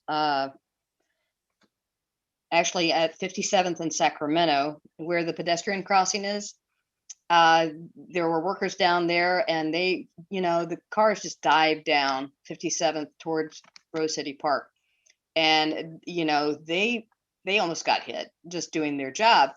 And even though they put the stripes in for the crosswalk there at 57th and Sacramento, people are just barreling through there. Yeah, they barrel down that hill. And the question is still begs whether or not, could that light be actually moved from the center in front of the school over to that intersection, which is used a whole lot more than right across from the entrance to the school. That's a school crosswalk to get into the school, the front door of the school, right? That's what I thought. And that's also, that would That's what also it make it a is. half signal. It goes to the front of the school. Yes, it does go to the front of the school. Yeah, that would be real difficult to Yeah. change that. And I don't know if we can, ask for a beacon light at this crosswalk because it is used. I mean, Sacramento right there is part of the bikeway. Right. There's been many accidents there. That's where the motorcyclist was killed. Granted, he was doing a U-turn in the middle of the street, but nonetheless, the car came barreling over and killed him. I think the best option is just like you say, to ask for a flashing beacon. Does that mean the sparkly things on the The street yellow ones, like at 60th there at the transit center. that are implanted on the street, in the street? Well, they wouldn't necessarily have to be in the street, but just on both sides of the street. I mean, like on a post? Yes. On a post, and so a rapid person beacon who or wants something to like that. Yeah, cross. the rapid flashing beacons, the yellow squares that flash, you push a button and they flash. Oh, I see. Yeah, Okay. I mean, you have to have one next to a travel lane, but since you only have 2 travel lanes on the street, I think all you need is one on each side. It's what they have at the transit center on 60th. Right, that's what I was trying to say, yes. And that took us over 10 years of Yes, complaints. I to get know, that. I know. Yeah. And those things are not cheap. So that's part of the issue. Well, yeah. I mean, you've got 2 hills that come down to that intersection, because I've seen the bicyclists go right in front of cars coming down Sacramento from the east too. So yeah, it's temporary thing might be flags on each side of the street. They do this in Kirkland, Washington. They dramatically changed the misses and near misses. Till the flags disappear. Well, they've had that problem. Say about that. I mean, so just put those in the cones, and so people carry them across. Exactly, you carry them across, and it's a way to be seen. You deposit it in the cone on the other side. Kirkland doesn't seem to have that problem. They've got notices about how many things have changed as a result of having those flags. It could be something. Hopefully, they'd be glow in the dark. I've been there in the night, and I could not see people in the crosswalk and then catch them out of the corner of my eye. And I roll down the window. I say, could you turn your phone light on when you go across the street? So people like me could see you. That goes back to this pathetic LED lighting that they replaced the vapor lights with. I think that's what's actually creating so many pedestrian accidents is the lighting isn't what it used to be. Yeah. Well, okay. So is there a motion that I should be getting from you guys as far as a recommendation to? You could certainly ask for a beacon. You could always ask for a beacon. Yeah. But I think at a minimum, maybe get flags and cones. Well, I will tell you, I think it was a CNN meeting that PBOT didn't like the idea of the flags and the cones. They tried it on Gleason, I think at 80th or 78th or someplace there. And somebody brought it up with a PBOT representative at a meeting I was at. I'm guessing it was a CNN meeting, and PBOT just kind of really poo-pooed it. So that's why I said what I said. They're the ones that said the flags disappear. Okay, ask for a beacon. I don't care. They did something there. I mean, that was not a small project when they put in that little island or whatever that thing is. They tried to improve it, but it just needs to go another step. Well, so ask for more than you really want. I mean, let's ask for a beacon, and they could say no, and then we can say, well, then how about? And true, at least for an interim, flag and cone. Yeah. Okay. Maybe the ask should just be something like, is it this is our experience, is it's not as safe, even with this improved, work that's been done, it's still not safe enough. Can you please look at doing some additional safety measures? Some of the ideas we have are A, B, and C, but we may have other ideas. So something like that, to Yeah. defer to their expertise. To be nice, you mean? You're nice, Zachary. He is nice. He is nice. So you want to, is that your motion there, Zachary? Is there a second for that? I second it. Okay, all those in favor, say aye. Aye. Aye. All those opposed, Aye. same sign. Okay. I will do a nice letter To whom? to PBOT. Okay.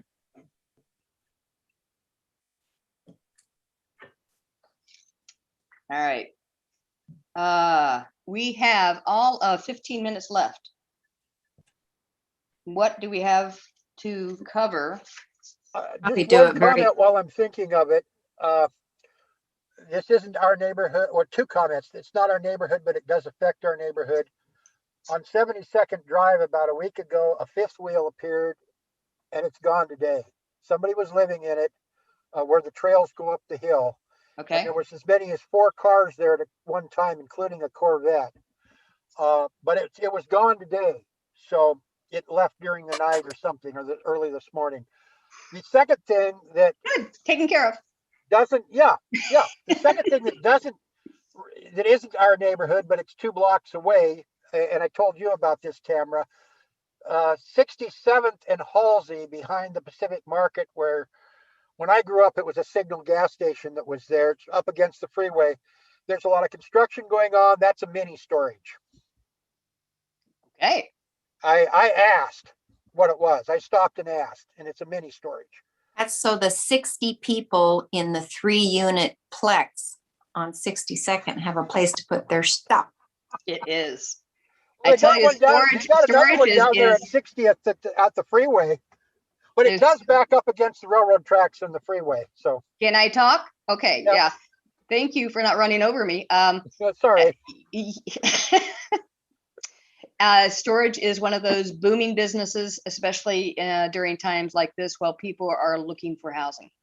So, I know it's not necessarily the greatest thing to have around, but people really appreciate having them nearby to get their stuff. So I think it's an urban need.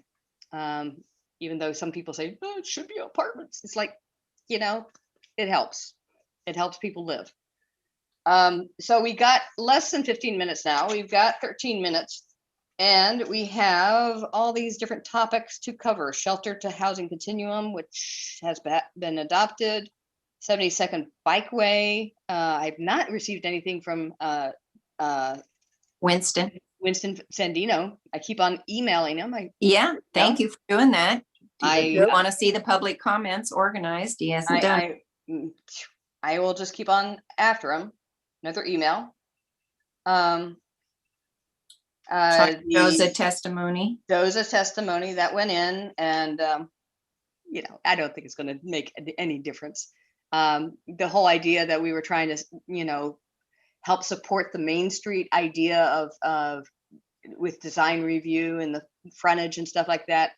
They're like, well, what part of the code, what part of the text do you want to change? It's like, you want us to write it for you. Okay, we're at that point, it's like, anyway, we met with Hardesty's staff yesterday for a little bit of time, and it's probably not going to go anywhere. But the whole idea is that DOZA is kind of missing out on helping create the pattern language that is part of the streetcar design in the areas that it impacts. So, it's what that has is more of a human scale, a certain window context at pedestrian scale. And they're just putting in, whatever. And so the design review doesn't include any of the attributes that you would be looking for in these historic areas. In other words, they don't care and they don't have to. Yeah, kind It of, would They'd just rather be a build nice, canyons. it would just be a nice thing to do if they so you know, chose to do and it. so what they're going to do is just kind of wipe out, you know, the historic areas. It's kind of like they did with, you know, on Division, and not do the human scale part. And it doesn't cost anything more. You can, you know, you can get bonuses of density and all sorts of stuff for doing just minor changes. So you don't think that they'll incorporate that at all? I don't. It, That's Being- my take. You know, they blank asked us, stares. why didn't we go to the design review folks, and I said the text didn't go to the design review folks. It went to the planning folks. It went to the planning commission. And so anyway, Who were you with when you met with Ms. Hardesty? it wasn't Hardesty. It was her Staff. assistant. One of the, his name was Bradley Derrickson, I think. Did you go as an individual? No, I was on a Zoom call, and Heather Flint Chato was the spokesperson, and then we had the person was in charge of Restore Oregon was there, Linda Nedekoven, and 3 other folks from Nice. the support group. So Nice. we were there to support and Nice. did what we could. Yeah, good. Now, as far as Asian Vicariate, I have not seen anything new. Have you, Kelly? No, when I talked to the vicariate, they passed the ball to the father. So I've been trying to reach him to find out what the latest status is. So I'll keep trying. Okay. He's waiting to hear from the Vatican. Right? From the Pope? Yeah, but you know, we really want to be partners with these people with what's going to happen there. That would be nice. And especially if they're going to be shutting off Alameda for access. Yeah. It'd also be So- nice if they dovetailed with the streetcar era, because we're talking, you know, the next block practically, you know, in terms of design. The streetcar. Well, the Main Street type. I mean, you've got Dews right across the street, but then you've got the streetcar type buildings and the streetcar type buildings across the street. True. So what they put in, if they put something right up against Sandy, then it would be nice that the design fits with the existing buildings. It's true. And you know, that hill may come down. You know, that entire wall might come down to bring it down to Street level. frontage on Sandy. So Yeah. we might see a major change in that whole segment there. Including Okay. those beautiful trees.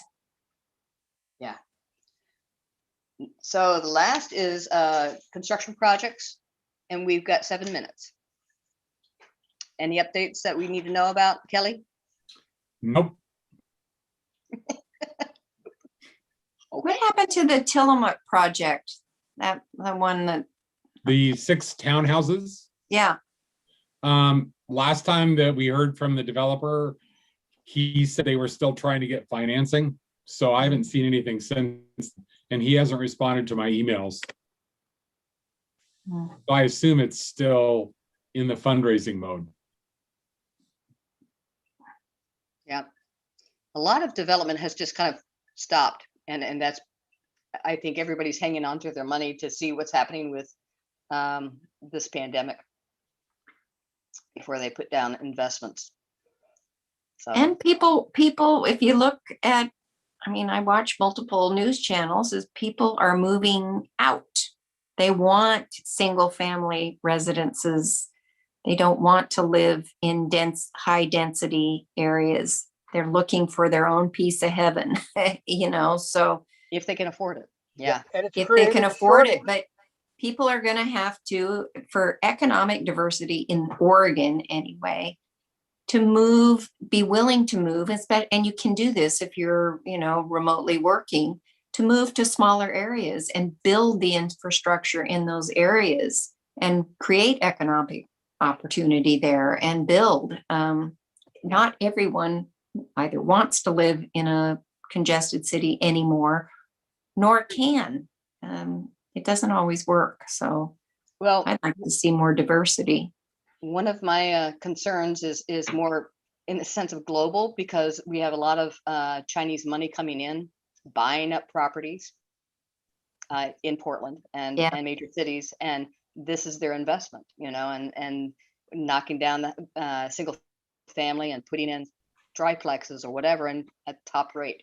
So, you know, I really think they ought to make that type of purchase illegal for anyone from outside the country. It's just we're selling off the entire United States. Yeah, right now with the. I think that statement is hurtful. I think we should refrain from saying things about other cultures like that. Okay. It's what happened in Vancouver, BC. I accept that. The huge change hands of properties, the British properties in the West End dramatically changed, and that's happened over the decades. It sounds hurtful, but it is true, because there's you can buy an exchange traded fund that is diversified in foreign purchases of property. And it does take starter homes off the market, and people are clamoring to just get their foot somewhere, and these properties are taken off the market. So it's maybe the terminology could be better, but it's true. This is what's happening. So, well, right now, the houses are selling so fast, and they're getting more than asking price for houses. I can't see developers buying a lot of it, because really what it's created with people wanting single family homes, it's created a shortage of single family homes in Portland. And that's why the prices are going way up on them, and they're getting, you know, in some cases $100,000 more for an expensive house than the original asking price. And without inspections. Yes. Without inspections and sight unseen. As is. And sight unseen, as is, sight unseen without inspections. And that is extremely scary. I'm just saying, I apologize for using, you know, any terminology that would be offensive to anyone that is not a resident of the United States. I'm just feeling a bit overwhelmed by foreign investment. But I don't think it's the foreign investment that's buying these houses over the asking price. I mean, the people are taking the best offers. You know, they want to move into a house, and or they want to tear down the house. Yeah, but in the past, the developers have wanted a deal. They're looking for a cheap house to tear down, not something that's going to cost them a lot more than, you know, market value, you might say. I mean, it's temporary bubble. Okay, is there any more comments for the good of the order? We got 3 more minutes. Yeah, one quick thing. I sent it to you, Tamara, and it may have been just completely out of context, but every Friday afternoon now I listen to the Portland State University School of Architecture lectures. They're for an hour. And last week they brought up this web developer. He's a Portland State University professor, I believe. And what it is, that I would say, it's a mining website, in that it is now coordinating all properties and all zoning, so that if you purchase this and you're a developer, you can mine data out of this, like finding this piece of property on 62nd and Halsey. You could find it and see what, to the extreme that you could develop it as. So this is going to be a very interesting tool that people are going to be able to use. Yeah, instead of, you know, driving down the street going, oh, that house looks nice, maybe I'll take a look at it. No, it's all planned data mining. Wow. So yeah, I thought it was real interesting. Wow. Well, I'm not sure if I got that and shared that, but if I hadn't, I think I may have texted it to you. I'll send it to you again. You could see it. You can test it. You can, for free, you can go and look at it. But okay, send it by email and I'll share it with the rest of the Okay. All right. Okay. And Zachary, are you wanting to be a member of the, are you an official member of our committee now? I hope you are. I'll come as much as I can. I'm really fascinated by all of this. I don't know if you want me as an official member, I I appreciate think that was a sentiment. yes. I You think just that's a said yes. Zachary. You just said yes. But I'll come in much Yay! again for sure. You hear yourself say yes. We love it. And how about you, Vicki? Would you like to become a member of our committee? It depends on what night you usually have your, Thursdays. Third Thursday. I am still teaching and there are conflicts in my calendar. Just say you'll think about it. I certainly would like to. Mhm. And let me know everything going on. Yes, Okay. Okay. Well, let's make sure we've got your email here. you do. All right. Excellent. And Stephanie, would you like to become a member of the committee? I am going to continue just to be a stalker for a bit, if that's okay. Okay. I know where you live, so You do, you do, you do. I do. I know your dog too, so. Yeah, now, yeah, well, I know your dog, so Yeah, you too. don't do She anything doesn't like rash. Okay, yes. All right, well, it is time for us to close. I would like to receive a motion to adjourn. Motion to adjourn. Okay, do I get a second? I second it. All those in favor, say aye. Aye. Aye. All right. Okay. Hey, Cam, Thank you all. Cam, will you hang out for a couple of minutes after the meeting? Sure, Who? I'll hang out. Listen. Camera. Thank you, everyone. Okay. Okay. Bye, everybody. Bye.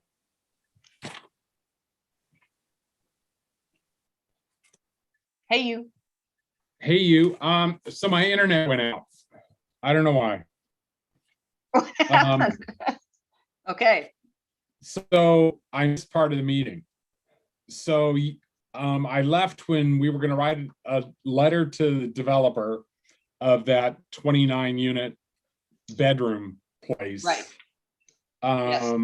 And I got that. And then I came back when we were talking about 57th and Sacramento and the light. Who joined the meeting by phone? Was that Jenny or somebody else?